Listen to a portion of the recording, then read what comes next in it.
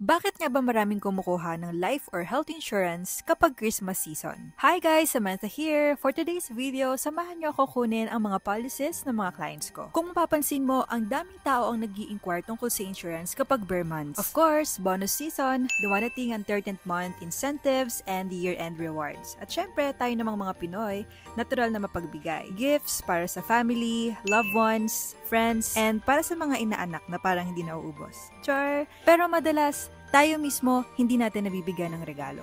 Pero ngayon, mas marami nang natututo.